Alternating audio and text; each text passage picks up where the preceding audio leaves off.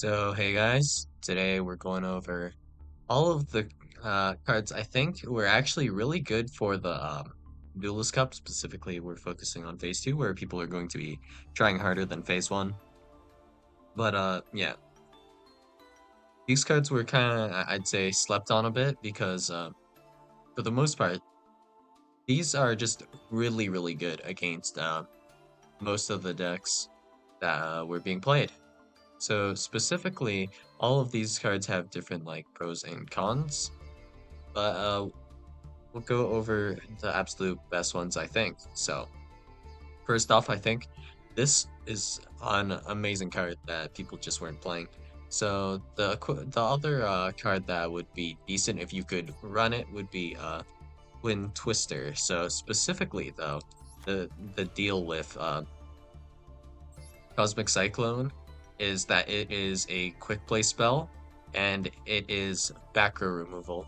So this is super good or super strong just in general into like pretty much everything.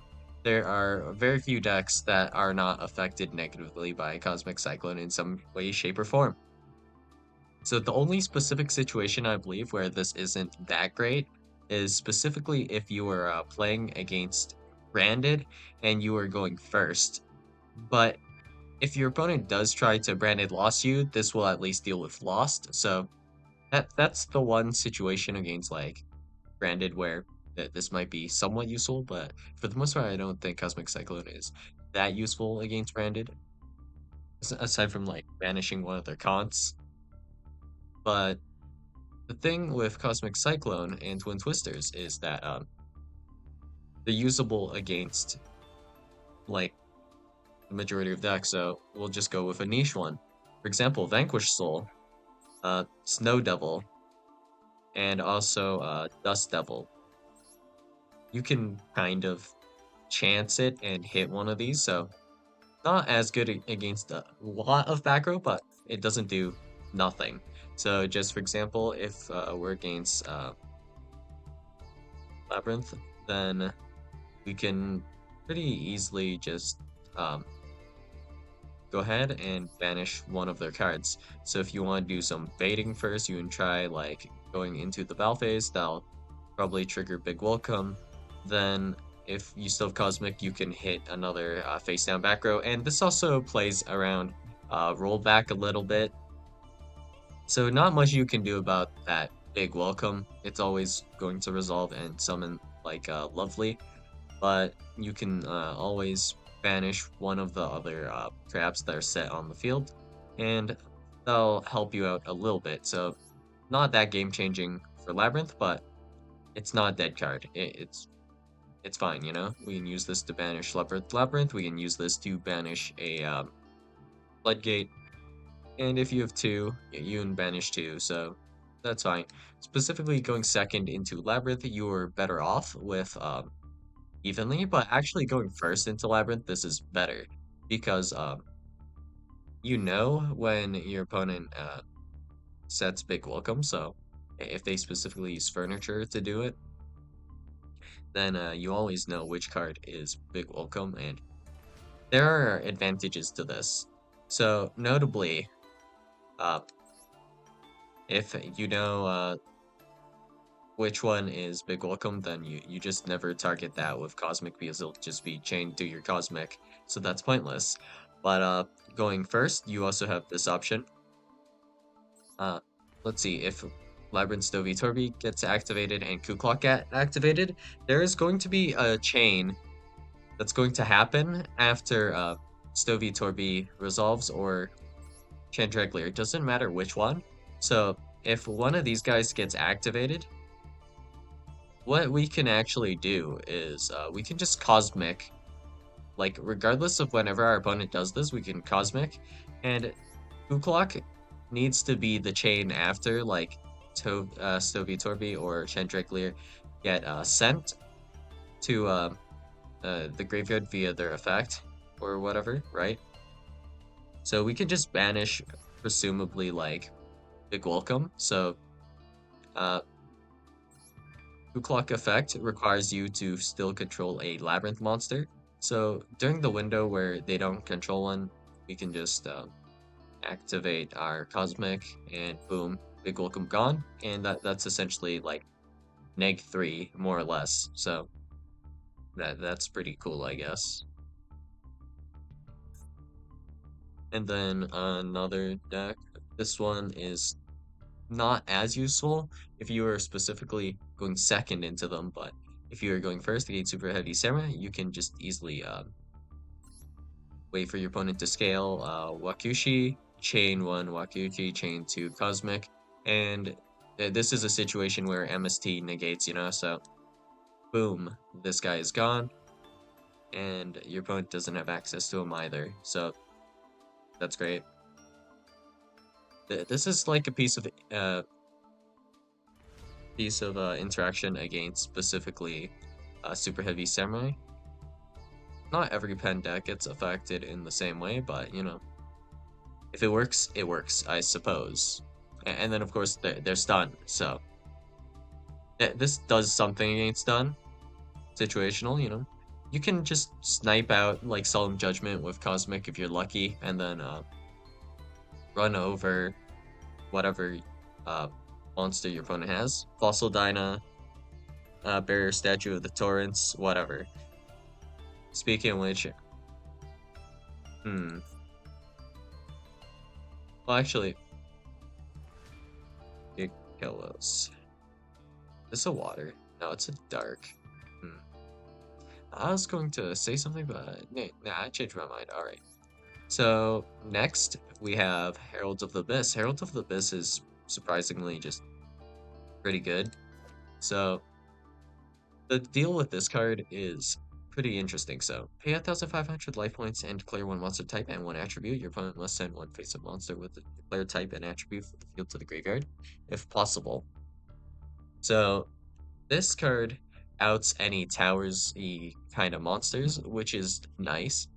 And uh your opponent can also not activate the effects of monsters with that sent monster's name, which is interesting.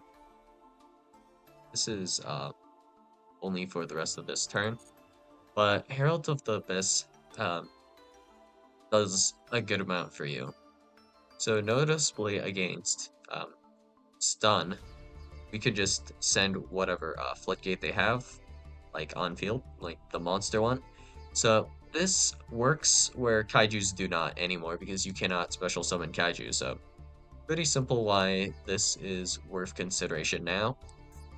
And specifically, if you're matched up against either Snake Eyes or Kashtira, you have different uh, plays. So noticeably, with Herald of the Abyss, Arise Heart does not match like anything. So there will not be any other Dark Machines unless your opponent summons 2 copies of Arise Heart. So boom, Heralds of the Abyss declaring Arise Heart and Dark Machine. Boom, Arise Heart gone.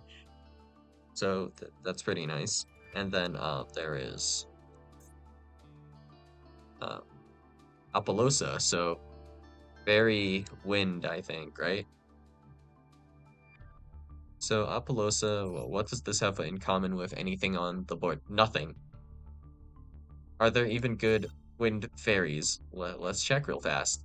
Wind fairy. What a quick answer. No. No, there is not. The only thing that would even be somewhat reasonable is maybe a Maple Maiden. And for Apollosa, the reason you would care about Apo is that um, first off, you cannot destroy Apo, so Raigeki is not realistically an option. So that's not gonna happen. But what we can do here instead is we can Herald of the Abyss, declaring Wind Fairy, and our opponent will have to send Apollosa. So this is noticeably very good into Snake Eye, and it's not that hard to bait out specifically your opponent's IP to make Apollosa. So this works pretty well, I would say. And then if your opponent were to be playing something else, Herald of the Abyss is pretty good into like just unsurprisingly decent amount of decks. But one of the decks where it's not as good into as like some others, I guess, is Labyrinth. So noticeably, all of their monsters are Dark Fiends. So not the best, but I guess what you could do that might be a little bit helpful is if your opponent is on lab, you can go battle phase and bluff the evenly, like with Snake Eye, and then activate Big Welcome, summon Lovely, and if they pop just a card in your hand specifically, this will uh, this will not trigger any of the Labyrinth graveyard effects. So there's a decent chance your opponent will only control Lovely. So when you do declare Dark Fate now, it might have bought you a little bit of time because your opponent might not be able to get Lovely onto the field immediately, depending on the exact situation. If your opponent actually has Ariana returned by Big Welcome, I guess this isn't that as good of a play, but it helps. There's also the fact that your opponent, if they were to like Coup Clock or something, they would require specifically a Dark Fiend, or not Dark Fiend, uh, a Labyrinth monster, or uh, the activation condition of Coup Clock here. So following those, we also have triple tactics, thrust, and talents. So thrust is better if you can like bait out lab, which is kind of hard because lab can hold for like a good while. So by the time you like thrust, it could be just too late for you, you know? So thrust is like iffy, but it wouldn't be that good into lab. So somehow, some way, but alright, I guess. And then we have talents, which I think is just pretty insane here. Well, it needs to meet its condition, which is a little annoying, but against Snake Eye, this is a lot better. So against Snake Eye specifically, talents can be used. Well, it's the same card as Change of Heart, essentially, but it's non-targeting, which is pretty neat. So you can pretty much just activate talents whenever, but yeah, a bit iffy.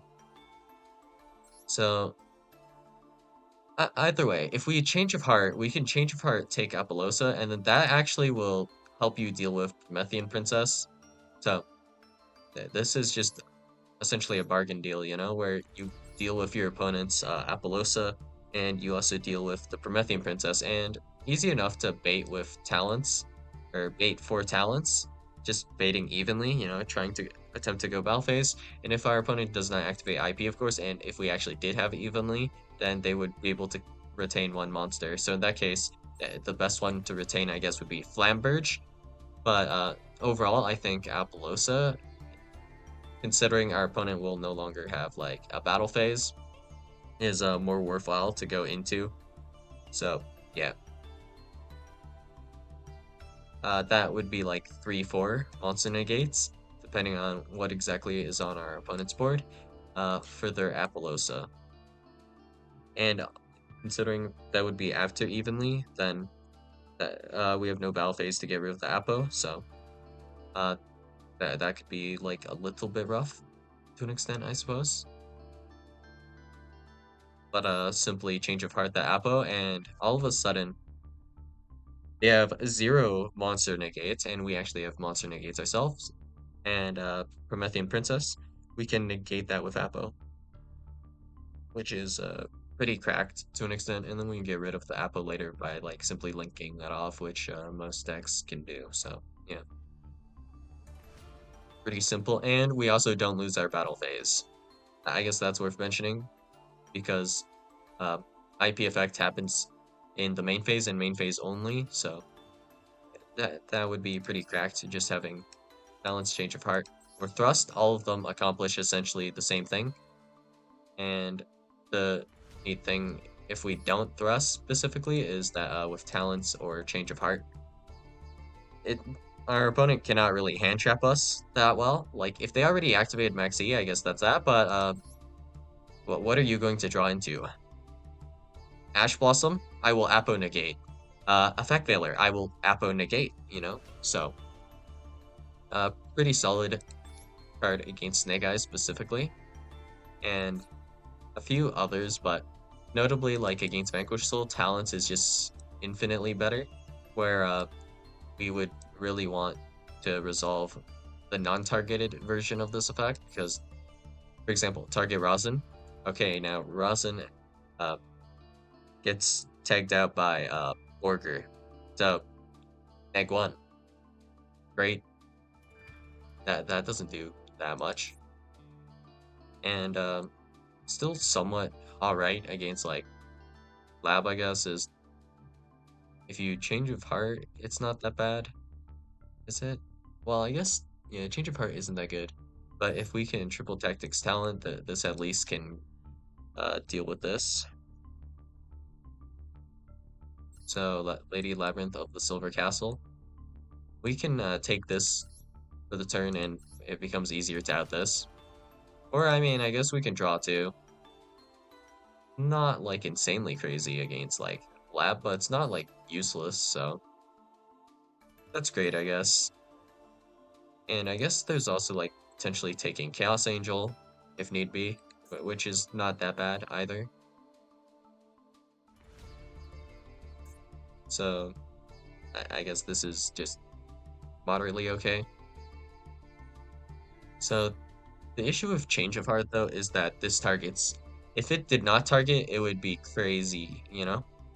So this doesn't say like face up, face down or anything. So before Big Welcome activates, if we had non-targeting like Triple Tactics talent, then we could take our opponents like one monster they control likely that they have for Big Welcome. So if we go, for example, Triple Tactics talent, chain one, take control of one monster your opponent controls until the end phase, and our opponent goes chain two Big Welcome, or they don't chain Big Welcome, we'll either take whatever they summon off of their copy of Big Welcome, or we'll take whatever they have and they won't have anything to return to hand for Big Welcome, so whatever they try to summon will just straight up go to the hand, you know?